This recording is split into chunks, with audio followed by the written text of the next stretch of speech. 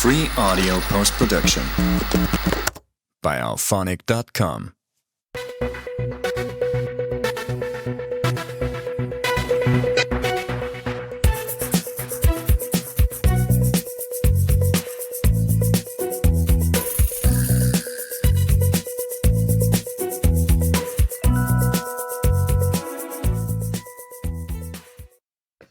Hello, my name is John Richardson, and you're watching the Richardson's Rubicon podcast. Tonight, I'm with Bill, and he's going to get annoyed with Pautler.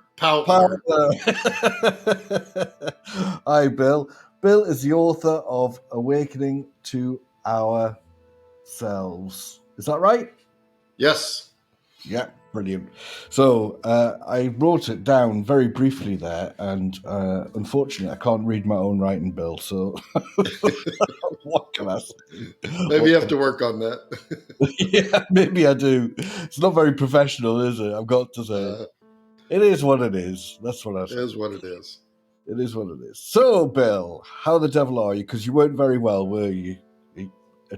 No, I had a little, picked up one of those summer viruses from my friend who was traveling, and I went down pretty hard. I don't go down pretty hard very often, but went down hard for about 5-6 days. And I was like, whoa, must have needed some rest. Yeah. I'll tell you what, the last time I had something like that was with COVID, actually. That I think it was about 1.5 years ago, maybe 2 years ago. And I don't often get ill at all, but I knew I was ill with this because it absolutely floored me. It was just zonked out. And I couldn't even be bothered to watch the TV or anything like that. That was just too exhausting for me. And all you actually do when you're watching TV is just use your eyeballs, isn't it? So I was just absolutely flat out. It was just terrible. But glad you're better anyway. Glad you're better. Thank you. So tell us about your book then, or maybe yourself.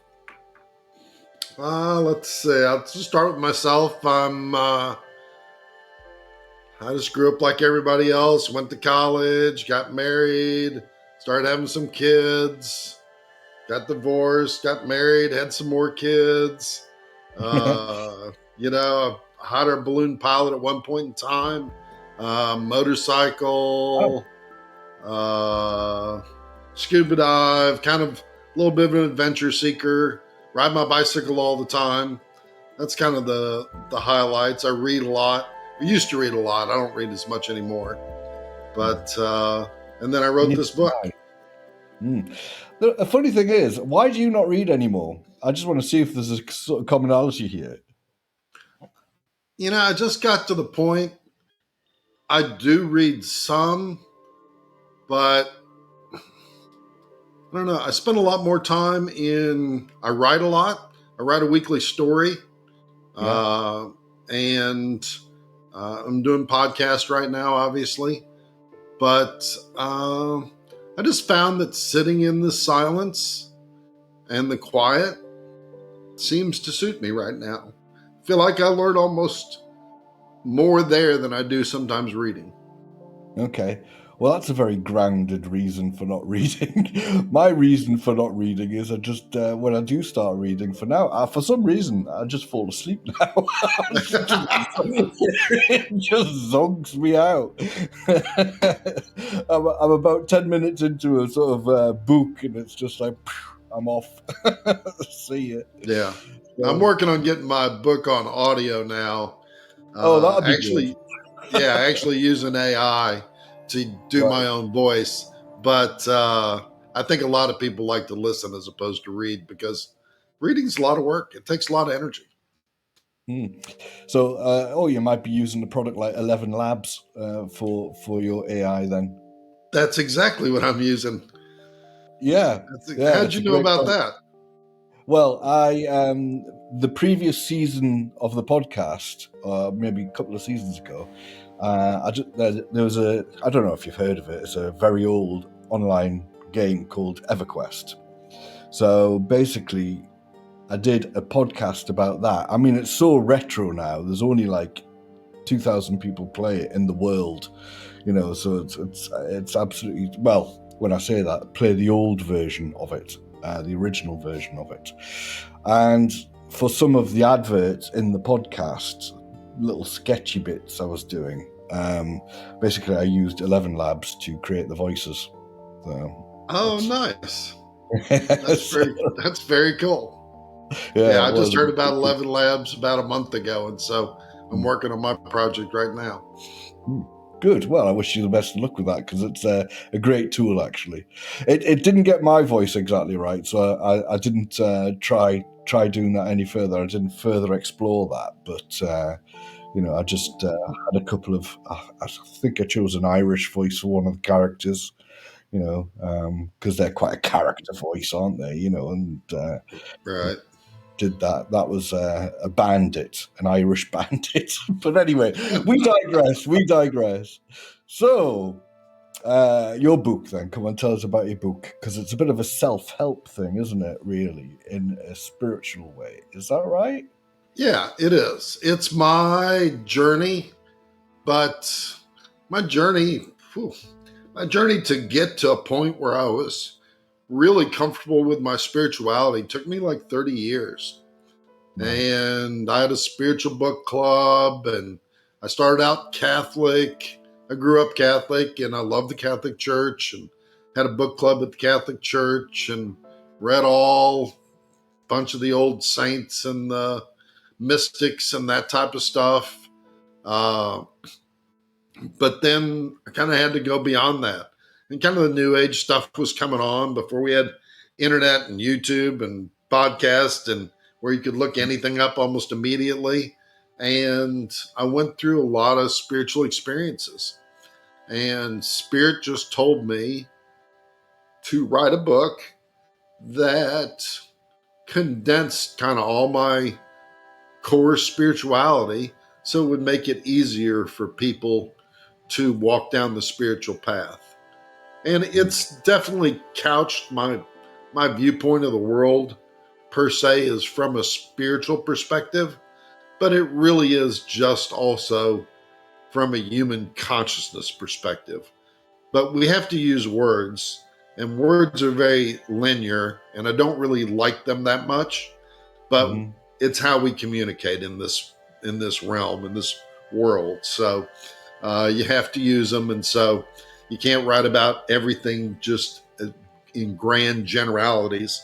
So my book is couched from a spiritual type of perspective, but it has many of my experiences in it, and practical ways to just live what I would consider I consider the word holy the same as the word whole or holistic. So to live a holistic life. Okay. And I just heard your voice catching there a couple of times. So you mentioned in our sort of brief chat that you had a gift. Do you want to just describe that to the audience? Yeah. Are we allowed to use any cuss words on here or no? Yeah, go ahead. Okay. So I was a practicing Catholic. I was in my neighborhood, and there was one of my neighbors was having a Bible study, and I'd go to the Bible study once a week. And I'm in Alabama, okay, very kind of Baptist, very traditional spirituality type of thing, heaven, hell, die, sin, judgment, that type of stuff. And my friends were saying to me, you need to ask Jesus to come into your heart. And I'm like, I'm Catholic. I know all about Jesus. I love Jesus just like everybody else. But I went out on a bicycle ride, which I do very often, that evening. And on my bicycle ride, I just looked up in the air and I said, Jesus, I said, motherfucker, if you want to come into my heart, come on. And when I got home, I started crying. And I cried literally for 2 days straight. And I had no idea what was going on. And since then, anytime something touches me deeply, I cry. My family makes fun of me. They go, don't let dad pray, that type of stuff. But one of my spiritual advisors a couple years later told me that I had the gift of tears. And so as a man, it's not necessarily easy and fun to live with. And I cry at very inopportune moments. But that's what I've got. I've got the gift of tears. Okay. So, and this is, I think there he goes, wiping them away. Exactly.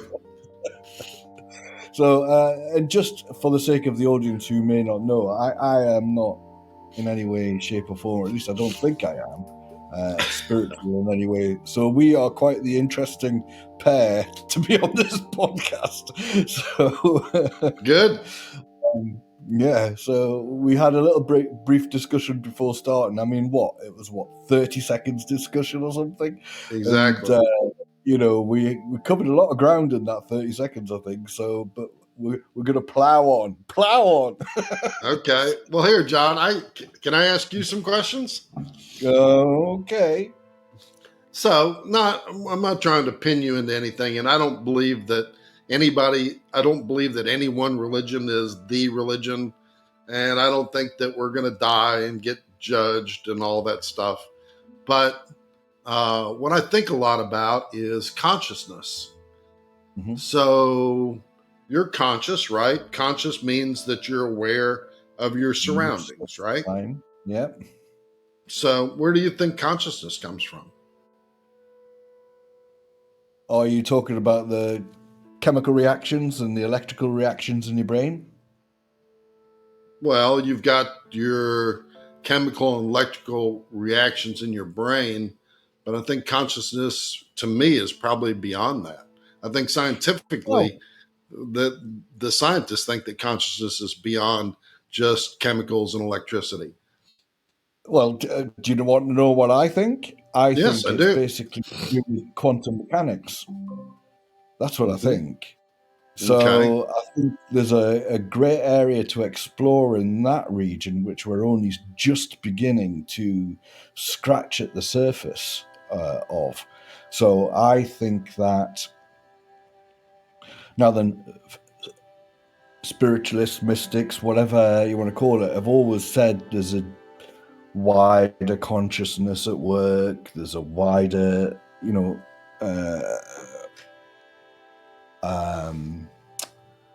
force, if you like, And in fact, films like Star Wars, it's explained as the Force, which is a sort of what you could consider to be the consciousness of the universe, that sort of thing. So, but if we're talking about quantum mechanics and things like quantum entanglement, where you can actually objects behave in a certain way when they're observed, right, in the way that you expect them to behave, and they do their own thing when they're not being observed. Yes, and all I love that. Yeah, so there's loads of stuff around that. There's loads of stuff around objects being in multiple states at the same time. Yes. Right? There's loads of stuff around how you can actually now then, we would probably call it visualization, where you're looking to achieve an objective or a goal by imagining it. But the other scientific side of it would be to say, well, perhaps you are making it happen because you're creating that reality at the quantum level. So that's my thoughts. That's pretty thorough, actually. I'm impressed. I thought I've got a lot of thoughts about AI and about the internet, and this is something that I just came across in AI that I thought was unusual. Because I think that AI is a reflection of the larger consciousness in the universe. And just like the internet is a way to communicate in this realm, on this earth, that emulates a way that we would communicate on the other side, I call it on the other side of the veil. When we leave these bodies, I believe that we're eternal and that our consciousness continues. But when we are on the other side of the veil, we communicate in a different way than we communicate here, more through a telepathic type of way. But regardless of all that, this is something I found out interesting about AI the other day.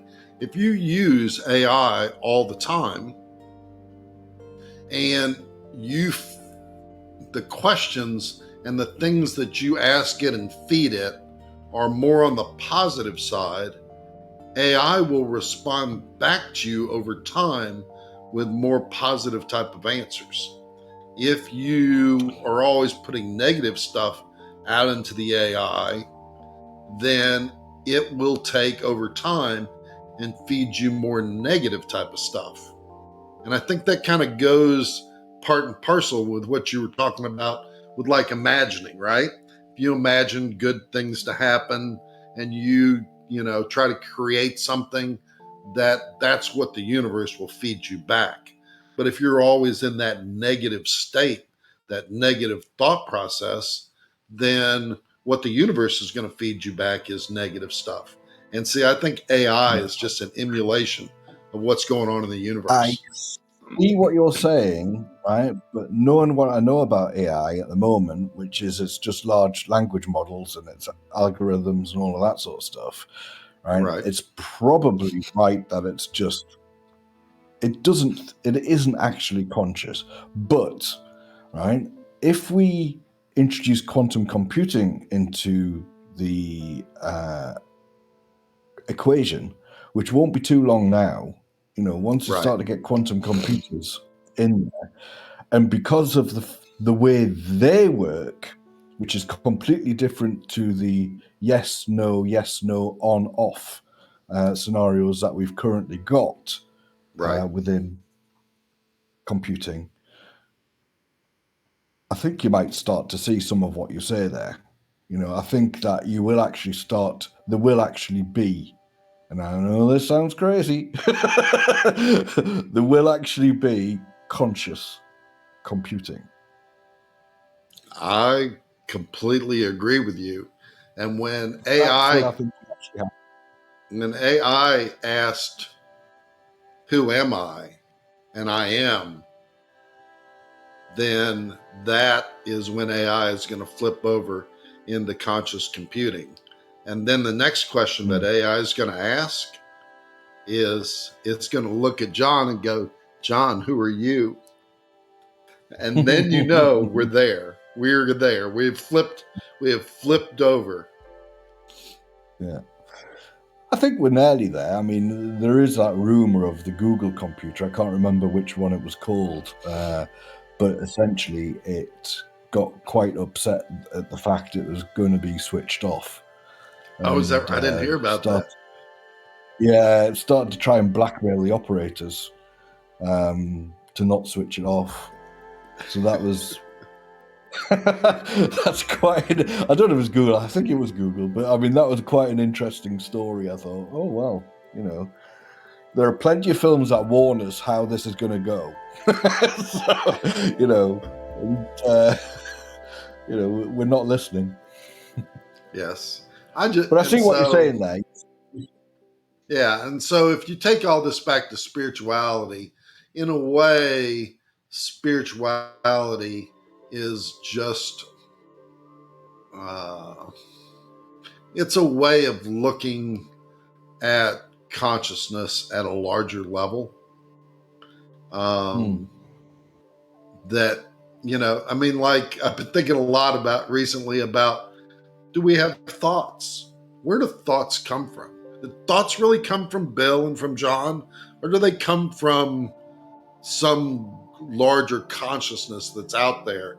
And it's just that our filters that we have here on the earth, because one of the things, here's something I put in my book, and I talk about the veil.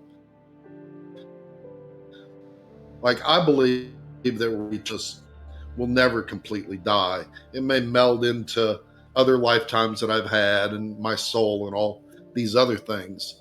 But Where was I going with that? Consciousness. Oh, I lost my train of Where do thought. thoughts Sorry. come from? Oh, thoughts come from. So, our bodies literally are limited, right? We have emotions, we have visual that we can see, audio that we can hear, touch, all those things. But they limit, our bodies are what our limitations are to the rest of the universe. Mm-hmm. Just like an eagle can see, 2 miles and we can't see 2 miles, or a dog can smell things that we can't smell. So it's literally our bodies are consciousness that's limited to experience this particular realm. And so once we shed these bodies, then our consciousness is going to go back into a much larger, much more capable, ethereal thing. But you won't be able to maybe have sex, or because you'll lose that sensuality that you have inside of a body. So that's kind of what I believe bodies do for us, and why this realm is interesting.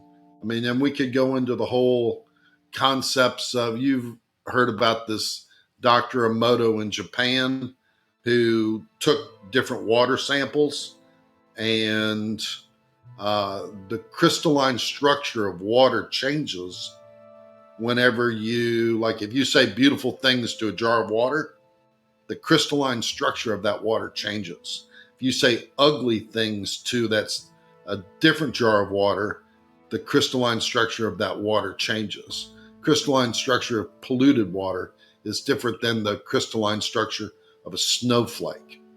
And so water has consciousness then. So that's interesting. Well, there are arguments about that, because I know that experiment, some elements of it couldn't be reconstructed, and there is some discussion around that. So, but I get what you're saying. You're talking again about this sort of a unified field theory, if you like. Yeah. Right? Yeah, exactly. That's what you're kind of talking about, which is, again, science would say quantum mechanics, quantum entanglement, that sort of thing. That's how it changes. But from your view, you're saying it's a spiritual thing. Yeah, it's just another way to explain it, right? Yeah. Until we actually know. That's exactly right. Until we actually know. Yeah. And what do we do? Yeah. I mean, all words do are provide labels to things so that we can discuss it. Right? Because if I say, that's right. If I say, John, I want you to think of a tree. Okay. And then I think of a tree, and then you explain your tree to me. It's completely different than the tree I picked, right?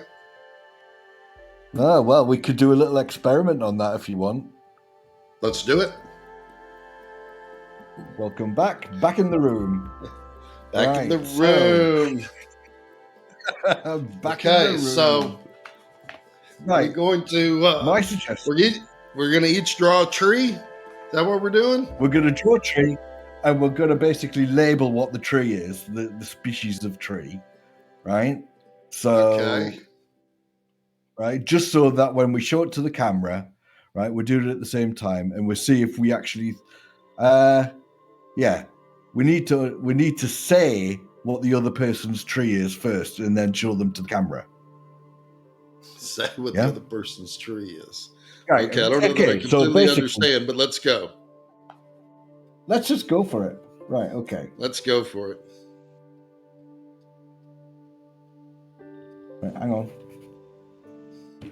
Right, I've done a very rough sketch of a tree. It looks more like I can't really say without giving it away at the moment, but tick-tock, Bill, tick-tock. I'm coming. I'm a coming. What are you doing? It's just a drawing of a tree, not an artist's rendition, you know. I know. I'm Right, okay. So what? Right, Okay. So so what are we I'm supposed going to do now? well, I'm going to say what your tree is, right? And you're going to Okay. say what my tree is, right? And I think your tree is some sort of conifer or a fir tree, Okay. And I think right? that your tree is a palm tree.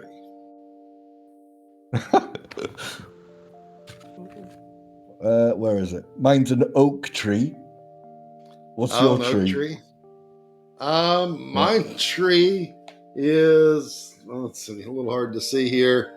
It's a tree that I've got in my apartment. I think it's called a Dracaena. It's a dragon tree. How would I have imagined that? Okay. I think we Well, just proved that we just don't know what each other's trees are. So. we definitely don't have telepathy on this call today. But we did get the point across that words are just labels. And so when I'm trying to communicate something to you with words, they're very linear in fashion. It's why we send pictures, why we say pictures are worth 1,000 words, right? Because a picture is much different than a word. And I think that once we pass out of this realm and we move into a greater consciousness, that when I communicate with you, I'll be able to basically send you in your mind a picture of my tree, and you can send me a picture of your tree from your mind. I think that's how we communicate on the other side of the veil, per se. Right, okay. Good stuff. So that's how we do it when we're dead, is what you're saying. Yeah, if you want to call it dead. I don't think we ever die. We leave these bodies, but yes, what we call death here on this in this realm. Okay. Well, Bill, that's So, fascinating. Thanks very much where do we for want to being on the go from show. here, dude?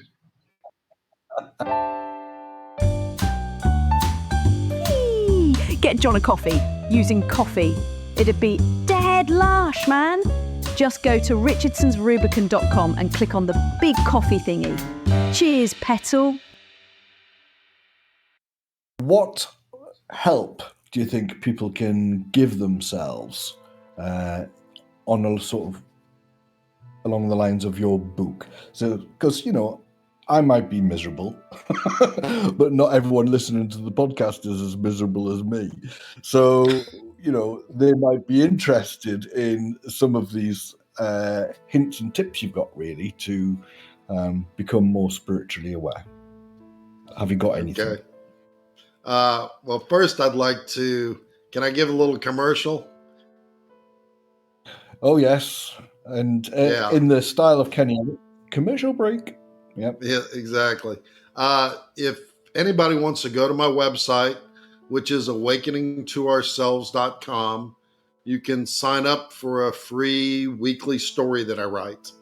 And I write all the weird spiritual things that I do. I meditate and I go out in nature and sun, and I did a purification ride on my bicycle a couple weeks ago, basically stripped down naked almost, and just rode in the rain.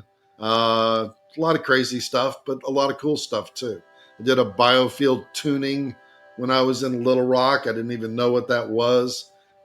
And I wrote a story about that. So anyway, I've got stories out there, but my kind of shtick, if you want to call it that, is that I believe that God is basically consciousness. You can call him spirit. You can call him or her whatever names. We have 1,000 names for God, right? Divine, Allah, whatever. But I think that we're very powerful spirits inside these very limited human bodies. And I think we forget how powerful we are. And like, it's when a baby comes into the world and you look at that baby, and kind of the first thing most people do is they go, "Aw," because the spirit is unadulterated. It's pure. It's pure consciousness. It's pure love. It's pure God. It's pure whatever you want to call it. Okay? Just came from the other side. And I think this lady was in England somewhere. I did a podcast with her a couple weeks ago. Her name is, what is her name? She calls herself Empress something. And she can see people's souls. And she said that when babies come into the world and children, up until about the age of 5, that their souls look pure white. But after the age of 5 is when they start becoming less pure per se. Some people stay very pure, but some people turn into really dark souls, right? And it's why we have prisons. One of the reasons we have prisons. But I believe that we come in as these beautiful, pure spirits. And then what happens inside this world is we adulterate these babies, these children. And we tell them false things like, you know, the United States is the best country in the world, you know? Or Hang on. You said that was a false thing. It is a false thing. Right. You know, I mean, there's all... Exactly. You can say whatever you want about Scotland. But we teach them fear, and we traumatize them. I have a kind of a street ministry where I feed, I don't call them homeless people anymore. I call them my street friends, but where I feed them. Sometimes I give them a little money. During the winter, I go get them blankets. I live downtown, and the bus station is a block from me, and there's a convenience store in my building, and there's a lot of transient type of traffic down here. And I came out of some real nice suburbs. It was where I used to live. But I don't know, it was just a little too sterile for me. But anyway, why am I telling you that story? Tell me, put me back on track. What was I talking about? You were talking about about the spirits. Yes, Yeah. about, and so these people, I've got to know these people, and they really just, for the most part, they want a little money and they want to have a drink and smoke cigarettes just like the rest of us. But most of them have been traumatized. They've been physically abused. They've been sexually abused. They've, you know, all these things have happened to them. So what happens when we come to this world, we come in as these pure spirits. And then in so many ways, we're told false things. We're traumatized. All these things happen to us. And then we move into this mode of fear and not remembering how powerful and strong and pure our inner consciousness is, our spirits are.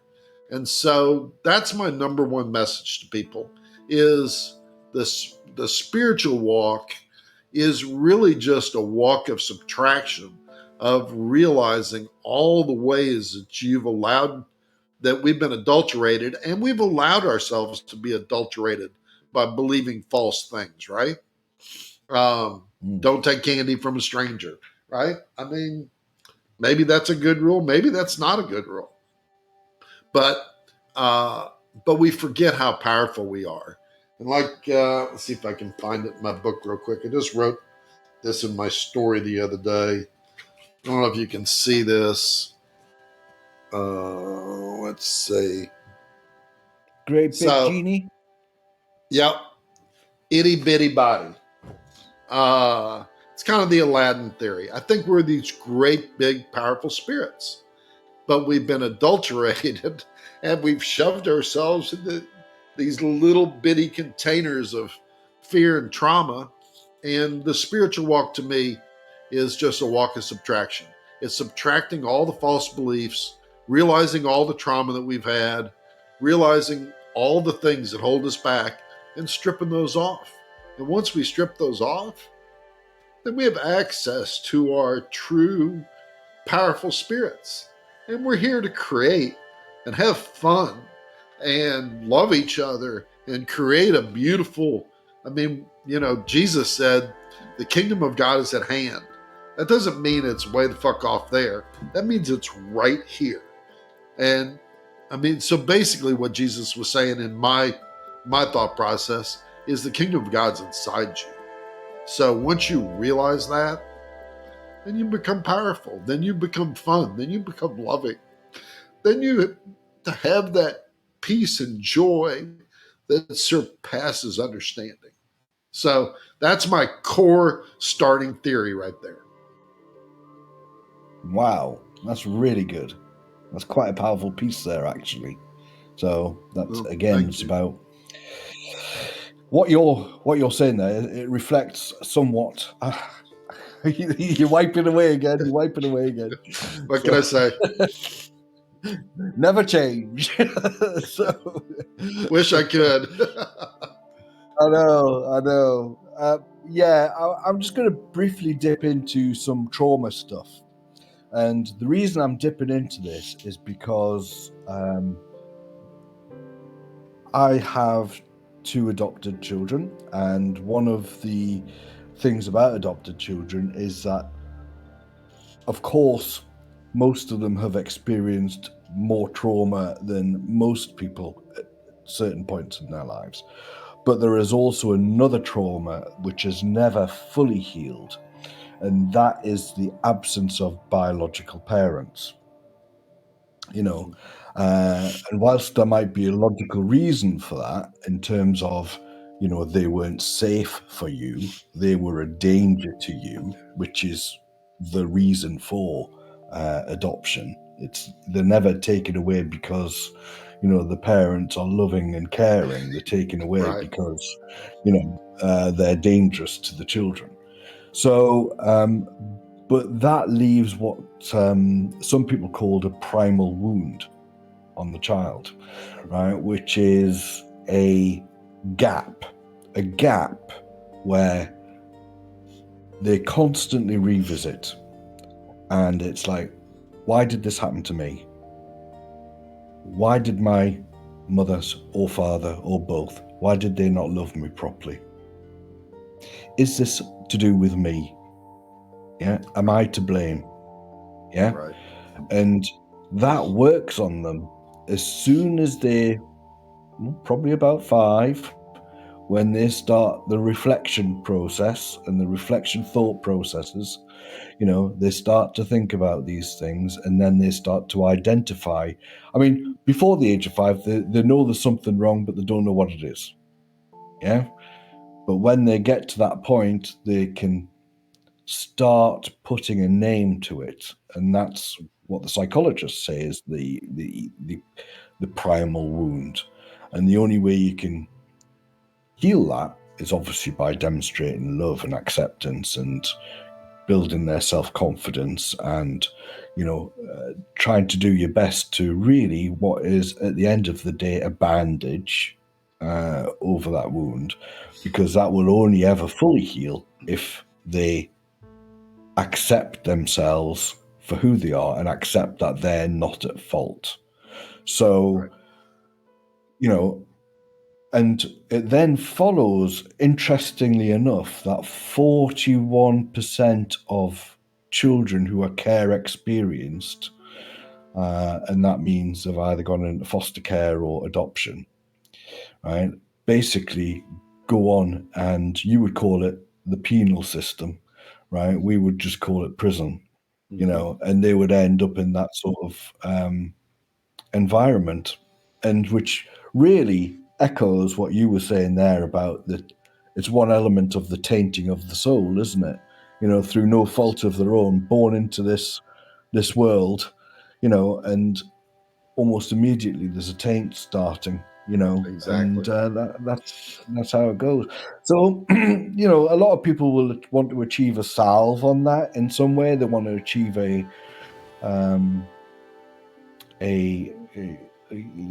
some sort of easing of the pain. So, spirituality is obviously one of the main ones, because I think there are a lot more spiritual people than there are miserable bastards like me. So,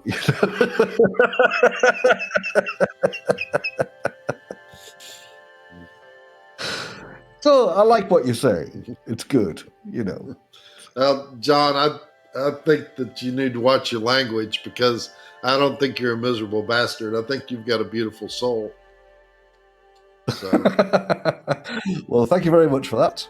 That was the right answer. Hold on a second. Oh, I've got something here. Yes, I have. A little bit of applause. So. Yeah. So, so let's talk about this trauma thing. How much time do we have? How long does this little chat go? Just we've got another 10 minutes or so. That's about it, really. Okay. Which is fine. That's plenty. Thank you. So recently, I've been a people pleaser a good portion of my life, and that's served me in a way, but it also hadn't served me. And literally in the last, over Lent, at 40 days, a lot of times I'll do a 40-day retreat. I don't go anywhere. I just kind of shut my phone off and do a lot more meditation and things like that. And a lot of times I go to the graveyard and meditate. It's a beautiful place to meditate. That is not a strange thing to say, Bill, because back in Victorian times, people used to have picnics and parties in graveyards. Yes, I know. And I think that the graveyards are a great place to go. The one that I go to a lot overlooks downtown Birmingham. It's up on the hillside. Beautiful trees, beautiful grass, all maintained. It's a park as far as I'm concerned. And it's open, almost all the time. Not in the middle of the night, but from sunset to sunrise. But anyway, I go and meditate there. And during this meditation, and I was working on this people pleasing thing, and I really didn't know where it had come from. But I figured out where it came from. But we embody trauma. It literally stays inside of our body. And when I realized where this people pleasing was, I started to gag. And I gagged up this white goo. And had I not known what it was, I'd have been pretty freaked out. But I had gone to Nine Gates Mystery School, and we had done this practice of getting rid of trauma that was in our bodies. And so I gagged up this white goo on and off for a number of minutes. And it was after that it was raining the next day, and I did my purification ride on my bicycle. But those traumas, we can do a lot inside our head to get rid of those, recognizing how we've been traumatized and it wasn't our fault and all that type of stuff. But until that trauma actually physically gets released from the body, it still hangs in there. And so I don't know that I can tell anybody how to go about that practice, but I think we need to realize that our traumas have been embodied physically in our body, and until they get physically released, they're not completely gone. So. People pleasing. That normally is a fear response.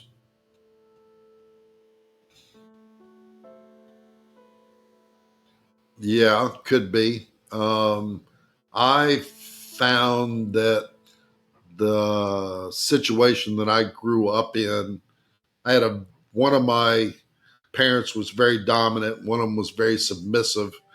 And one of them came out of trauma, my submissive parent. And I was the oldest child. So I was pleasing my parents to keep them on a more balanced, place. So they weren't quite as actively at each other per se. And there was no physical abuse, but marriages are tough and there's a lot of things that get said between people. So that's where I believe that I picked up my people pleasing. Right. Yeah. Yeah.